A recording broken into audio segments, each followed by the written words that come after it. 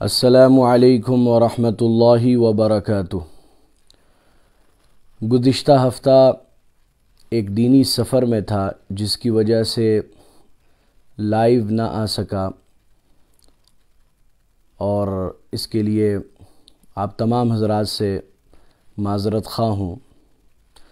سوالات شروع کرنے سے پہلے میں بتلا دوں کہ تمام مسلمانوں سے گزارش ہے کہ فتنہ قادیانیت سے ہوشیار رہے۔ عالم اسلام کا اس بات پر اتفاق ہے کہ قادیانی کافر ہے، مرتد ہے، اسلام سے خارج ہے، ان کا اسلام سے کوئی تعلق نہیں ہے، اس لیے کہ یہ لوگ جناب رسول اللہ صلی اللہ علیہ وسلم کو خاتم النبیین نہیں مانتے ہیں، آخری نبی نہیں مانتے ہیں۔ ان کا کہنا ہے کہ نبوت جاری ہونا چاہیے، کیونکہ نبوت یہ رحمت ہے، جب رحمت ہے تو نبوت جاری ہونا چاہیے۔ میں جواب دینا چاہوں گا کہ اگر ایسی بات ہے تو بارش بھی ایک رحمت ہے۔ بارش رحمت ہے تو مستقل اگر بارش جاری ہو جائے تو یقیناً یہ زحمت بن جائے گا، یہ پریشانی کا باعث و ذریعہ بن جائے گا، عذاب کی شکل اختیار کر جائے گا۔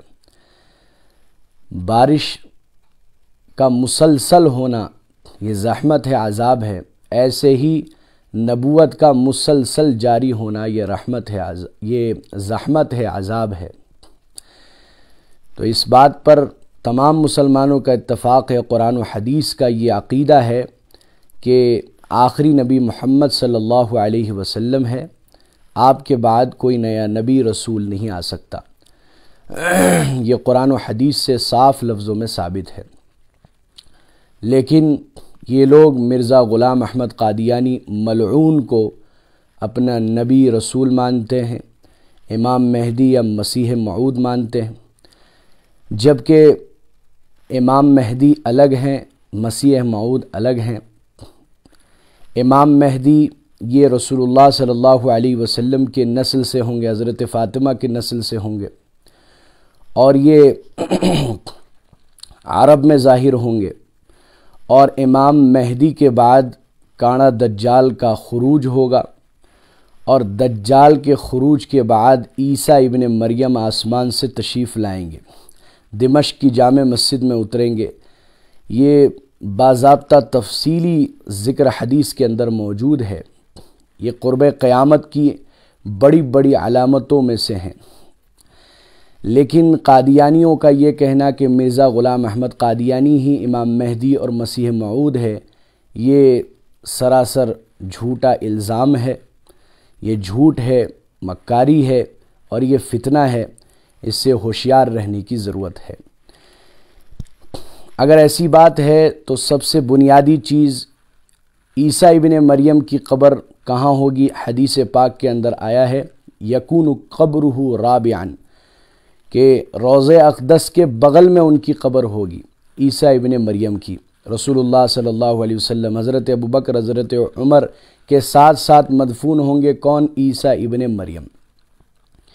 اور یہ منحوس اس کی قبر جو ہے قادیان کے اندر ہے۔ امام مہدی یہ عربی نسل سے ہوں گے، حضرت فاطمہ کی اولاد سے ہوں گے، عرب میں ظاہر ہوں گے، یہ منحوس جو ہے قادیان میں پیدا ہوا ہے۔ عیسیٰ ابن مریم آسمان سے اتریں گے، اور یہ منحوس جو ہے اپنی ماں کے کوکھ سے پیدا ہوا ہے۔ عیسیٰ ابن مریم جب آئیں گے تو غسل کیے ہوئے ہوں گے، ان کے بدن سے پانی ٹپک رہا ہوگا، اور یہ تو خون میں لپٹا ہوا آیا ہے اور چیں چیں کرتے ہوا آیا ہے، ماں کے کوکھ سے آیا ہے۔ تو بہرحال اس میں بہت ساری دلائل ہے الحمدللہ، جس سے صاف ظاہر ہو جاتا ہے کہ جھوٹا ہے، مکار ہے، کذاب ہے، اور بیچارے اس کے ماننے والے کچھ لوگ سادہ لوحی میں اس کے جال میں پھنس گئے۔ تو یہ فتنہ ہمارے ملک میں بھی چل رہا ہے، بڑے ہوشیار رہنے کی ضرورت ہے۔ یاد رکھیں کہ مسلمان سب کچھ برداشت کر سکتا ہے، لیکن اسلام کی غلط ترجمانی، اسلام کا غلط پرچار، اسلام کا لیبل لگا کر اسلام کی غلط ترجمانی یہ مسلمان قطعاً برداشت نہیں کر سکتا، اور خصوصاً رسول اللہ صلی اللہ علیہ وسلم کی شان اقدس میں گستاخی یہ قطعاً برداشت نہیں کرے گا۔ آخری نبی محمد صلی اللہ علیہ وسلم ہے، لا الہ الا اللہ محمد الرسول اللہ، اس بات کو بھی ماننا ہے، اقرار کرنا ہے، اور ساتھ ساتھ مرزا غلام احمد قادیانی پر لعنت بھی بھیجنا ہے، تبھی مسلمان کہلایا جا سکتا ہے۔ بہرحال ہوشیار رہنے کی ضرورت ہے۔ آج کے سوالات میں سے ایک پہلا سوال ہے کہ چڑھاوے کا کھانا کیسا ہے؟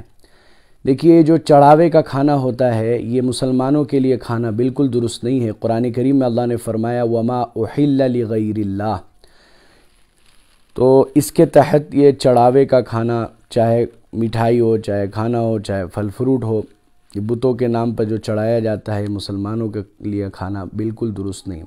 اگر کہیں سے اس طرح کا چڑھاوے کا کھانا آ جائے تو یہ جو ہے برادران وطن کو، غیروں کو ہدیے میں دے سکتے ہیں،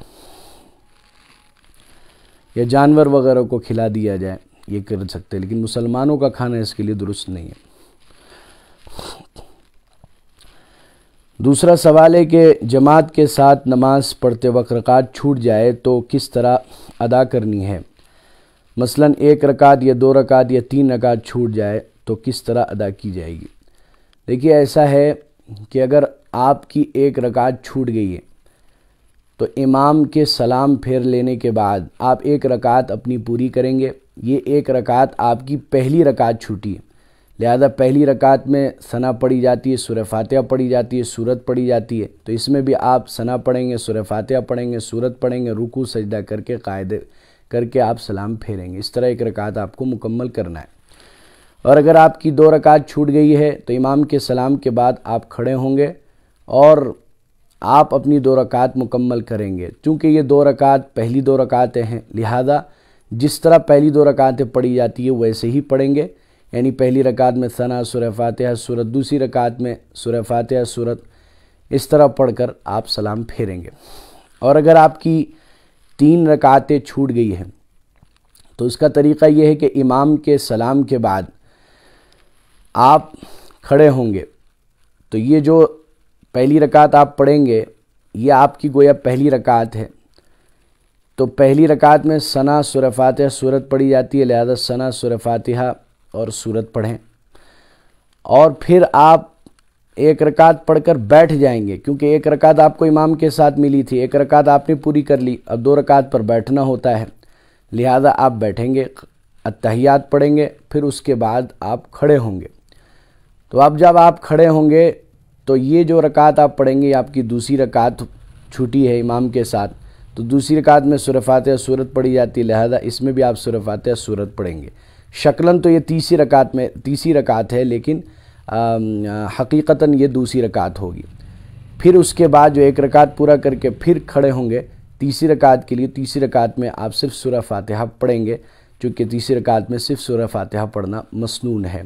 اس طرح آپ جو ہے اخیر میں رکوع سجدہ کر کے قاعدہ کر کے آپ سلام پھیریں گے۔ تو یہ ترتیب ہے 1 رکعت، 2 رکعت، 3 رکعت چھوٹنے پر، اس طرح آپ ادا کریں گے۔ تیسرا سوال ہے کہ بیوی نے کہا مجھے طلاق دے دو، جواب میں شوہر نے کہا 1 2 3، اس صورت میں کیا حکم ہے؟ رہنمائی فرمائیں۔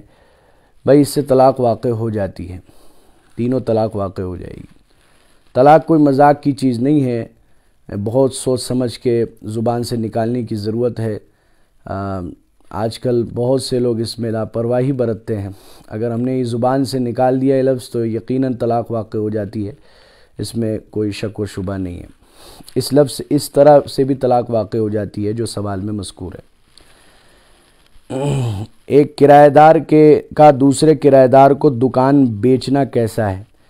دیکھیے، ہمارے ہاں عام طور پہ یہ رواج دیکھا گیا ہے، مسلمان بھی اس کو کرتے ہیں کہ مثلاً مکان مالک نے کسی کو دکان کرائے پر دیا ہے تو وہ کرایہ دار دکان کو بیچ ڈالتا ہے۔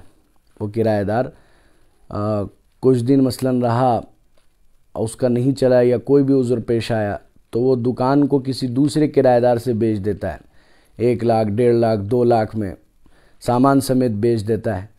تو اور وہ دوسرا کرایہ دار پھر اس دکان میں آ جاتا ہے اور مکان مالک کو خیر اس کو تو سیلری سے مطلب ہے، اس کو تو جو ہے کرایہ سے مطلب ہے، لیکن یہ یاد رکھیں کہ یہ شکل پگڑی والی شکل بالکل درست نہیں ہے۔ اس کو پگڑی کہا جاتا ہے شریعت کی اصطلاح میں۔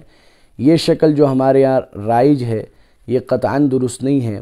اس طرح کرایہ دار کو دکان بیچنا یہ بالکل درست نہیں ہے، شریعت میں جائز نہیں ہے۔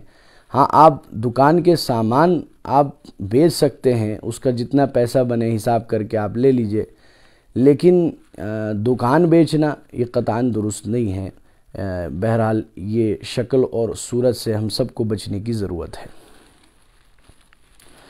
کیا مسجد کا ٹوائلٹ انٹرسٹ کے پیسے سے بنا سکتے ہیں؟ بالکل نہیں بنا سکتے ہیں، درست نہیں ہے، اس لیے کہ مسجد کا ٹوائلٹ یہ بھی ضروریات مسجد میں سے ہے، مصالح مسجد میں سے ہے، اور مسجد میں پاک صاف مال لگنا چاہیے۔ سود انٹرسٹ کا پیسہ مسجد کے کسی بھی حصے میں نہیں لگنا چاہیے، یہاں تک کہ مسجد کا ٹوائلٹ بھی آپ سودی رقم سے انٹرسٹ کے پیسے سے نہیں بنا سکتے۔ یہی متفقہ علماء کرام کا فیصلہ ہے۔ عورتوں کے لیے بالوں میں کلر لگانا کیسا ہے؟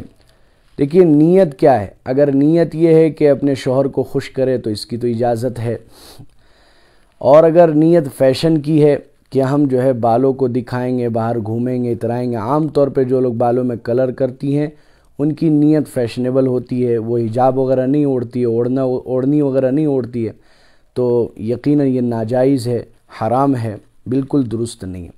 ہاں اگر اپنے شوہر کو خوش کرنے کے لیے، صرف اپنے شوہر کو دکھلانے کے لیے، اور فیشن کی بالکل نیت نہ ہو اور باہر نکلے تو حجاب میں، پردے میں نکلے، تو پھر ایسی مستورات کے لیے کلر کی گنجائش ہے۔ کیا مردوں کو دوسرا نکاح کرنے سے پہلے بیوی کو پوچھنا ضروری ہے یا نہیں؟ دیکھیے اس مسئلے کو اچھی طریقے سے سمجھ لیا جائے۔ پہلی چیز یہ ہے کہ اسلام نے ایک وقت میں 4 شادی کرنے کی اجازت دی ہے، 4 بیوی رکھنے کی اجازت دی ہے۔ فَانْكِحُوا مَا طَابَ لَكُم مَثْنَىٰ وَثُلَاثَ وَرُبَاعَ قرآن کی آیت ہے، لیکن اس کا قطعاً یہ مطلب نہیں ہے کہ ہم حقوق کی ادائیگی کا خیال نہ کرتے ہوئے دنادن شادی کرتے جائے، اس کا قطعاً یہ مطلب نہیں ہے۔ آگے اللہ نے فرمایا ہے وَإِنْ خِفْتُمْ أَلَّا تَعْدِلُوا فَوَاحِدَةً اگر تمہارے اندر انصاف کی صلاحیت نہیں ہے، حقوق کی ادائیگی تم سے نہ ہو سکے، تو ایک ہی بیوی پر اکتفا کرو۔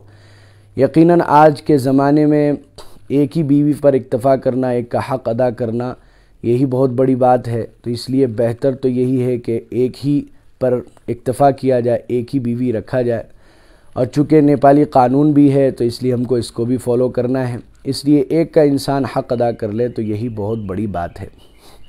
اس کو غلط مطلب بالکل نہ نکالا جائے کہ اسلام نے چونکہ ایک سے زائد نکاح کرنے کی اجازت دی ہے لہذا دڑا دن نکاح کیا جائے، اس کا قطعاً یہ مطلب نہیں ہے۔ لیکن یہاں یہ بات سمجھنے کی ہے کہ ایک سے زائد نکاح کرنے کو گناہ اور عیب تو بالکل نہ سمجھا جائے، کیونکہ اگر ہم نے گناہ اور عیب سمجھا تو پس پردہ ہم قرآن کریم کا انکار گویا کہ کر رہے ہیں۔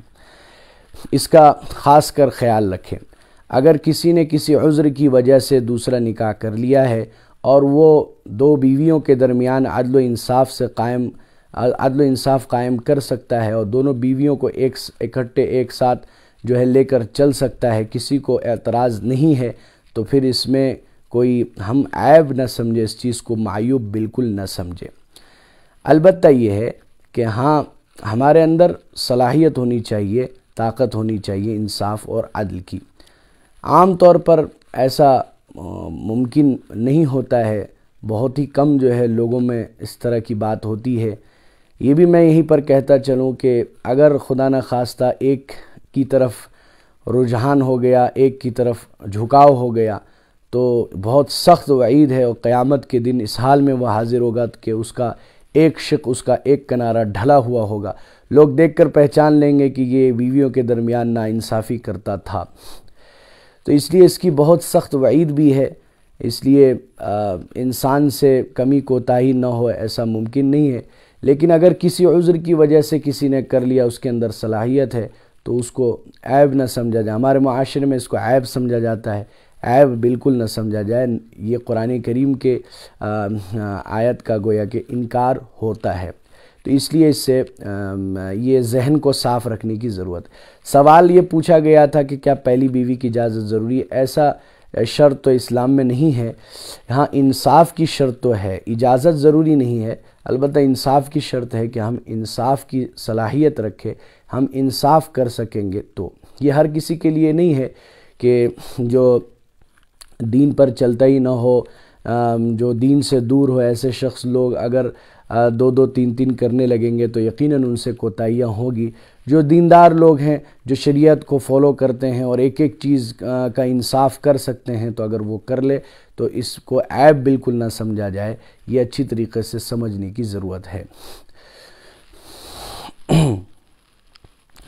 چمڑے کے علاوہ دوسرے موضوع پر مسح کے کیا شرائط ہیں؟ چمڑے کے علاوہ دوسرے موضوع پر مسح کے کیا شرائط ہیں؟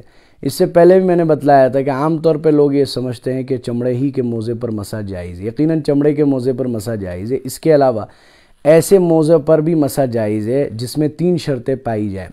پہلی شرط یہ ہے کہ اس موزے کو پہن کر مسلسل 3 میل چلا جا سکے، اگر 3 میل چل کر وہ موزہ نہ پھٹے تو پھر وہ موزہ موٹا موزہ مانا جائے گا۔ دوسری شرط یہ ہے کہ اس موزے پر اوپر سے پانی ٹپکایا جائے تو فوراً نہ چھنے، یہ دوسری شرط ہے۔ اور تیسری شرط یہ ہے کہ بغیر باندھے وہ پنڈلی پر ٹک جائے، یعنی کھڑا ہو جائے۔ جیسے عام نائلون کا سوتی موزہ جو ہوتا ہے، نارمل موزہ، اس کو کھڑا کیا جائے تو وہ نیچے گر جاتا ہے، لیکن ایسا موزہ ہو جو پنڈلی پر خود بخود ٹک جائے، تو یہ 3 شرطیں اگر کسی موزے میں پائی جائے تو اس میں جو ہے مسح بالکل جائز ہے، تو چمڑے کے علاوہ اس موزے پر بھی مسح جائز ہے۔ 300 بار قل هو اللہ پڑھنے کی کیا فضیلت ہے؟ دیکھیے 300 بار کی کوئی روایت تو نہیں ملی ہے، البتہ 200 مرتبہ اگر قل هو اللہ سورہ اخلاص کوئی پڑھے گا تو اس کے 2 سال کے گناہ معاف کر دیے جاتے ہیں، یہ روایت میں موجود ہے۔ اسی طریقے سے سورہ اخلاص کی ایک فضیلت یہ بھی ہے کہ یہ جو ہے 1/3 قرآن کے برابر ثواب ہے اس کا، تو یہ فضیلتیں ہیں، لیکن 300 بار قل هو اللہ پڑھنے کی کوئی خاص فضیلت تو روایت کے اندر نہیں ملی۔ قاضی صاحب، جب میت کو غسل دینا ہوتا ہے تو کیا اس کے لیے کوئی مخصوص پانی گرم کرنا پڑتا ہے یا نارملی جو باتھ روم کے گیزر میں ہوتا ہے، اور کیا پانی میں کچھ ڈالنا بھی پڑتا ہے؟ برائے مہربانی رہنمائی فرما دیجیے۔ بیری کے پتے، اس کو ڈالنے کا ذکر قرآن کریم میں ہے، استغفر اللہ، شریعت میں ہے، کتابوں کے اندر مذکور ہے، قرآن میں تو نہیں ہے لیکن فقہی کتابوں کے اندر یہ مذکور ہے کہ بیری کے پتے ہم گرم پانی وغیرہ میں ڈال لیں، یہ تو کتابوں کے اندر ملتی ہے، لیکن یہ ضروری نہیں ہے۔ اگر بیری کے پتے نہ ملے تو نارمل گرم پانی سے، نیم گرم پانی سے، سسم پانی جس کو کہتے ہیں، اس سے ہم غسل دیں میت کو۔ الحم الموت، اس حدیث کی تفسیر جاننا چاہتا ہوں۔ دیکھیے یہ جو حدیث پاک میں آیا ہے الحم الموت، اصل میں یہ روایت ہے اس طرح کہ ایک مرتبہ رسول اللہ صلی اللہ علیہ وسلم نے صحابہ سے فرمایا تھا کہ تم لوگ اجنبی عورتوں کے پاس جانے سے بچو، غیر محرم عورتوں کے پاس جانے سے بچو۔ تو اس پر ایک انصاری صحابی نے عرض کیا تھا کہ کیا یہ حکم دیور کے لیے بھی ہے؟ کیونکہ عام طور پر گھر میں دیور بھی رہتے ہیں، تو بھابھی اور دیور کے درمیان بھی پردہ ہونا چاہیے، یہ ایک صحابی نے پوچھا، تو اللہ کے نبی صلی اللہ علیہ وسلم نے اس پر جواب دیا تھا الحم الموت، دیور تو موت ہے، یعنی اس کے نتائج ایسے ہوتے ہیں، آگے چل کے ایسے نقصانات پیش آ سکتے ہیں کہ جیسے موت بہت بڑا نقصان اور خسارے کی بات ہے، ایسے ہی آگے چل کے نقصان اور خسارہ پیش آ سکتا ہے۔ تو دیور کو موت کہا گیا ہے کیونکہ ممکن ہے کہ اگر ہم پردے کا اہتمام نہ کروائیں گھر پہ تو زیادہ بے تکلفی ہونے سے بہت سارے مفاسد پیش آ سکتے ہیں، اور ایسا دنیا میں ہوا بھی ہے، بہت ساری جگہوں میں جو ہے بہت سارے مفاسد پیش آئے ہیں، اس لیے بہتر ہے کہ بچا جائے۔ پردے کا اہتمام ہونا چاہیے۔ اگر ایک ہی گھر میں جوائنٹ فیملی ہے پھر بھی جو ہے پردے کا اہتمام ہونا چاہیے، کیونکہ بھابھی یہ بھی جو ہے اجنبی ہے، غیر محرم ہے، لہذا ان سے بھی باضابطہ پردہ ہونا چاہیے، کیونکہ اگر پردہ نہ ہوا، بے تکلفی ہوئی تو آگے چل کے بہت سارے مفاسد پیش آ سکتے ہیں۔ اس لیے حدیث پاک میں دیور کو موت کہا گیا ہے۔ بہرحال یہ سوالات تھے آج کے۔ اللہ تعالی ہم کو ان مسائل کو اچھی طرح سمجھ کر عمل کی توفیق نصیب فرمائے۔ آپ حضرات کو اگر سوال کرنا ہو تو کمنٹ میں یا پرسنل میسیج بھی کر سکتے ہیں، انشاءاللہ آپ کے سوالوں کا جواب اگلے ہفتے لائیو پروگرام میں دیا جائے گا۔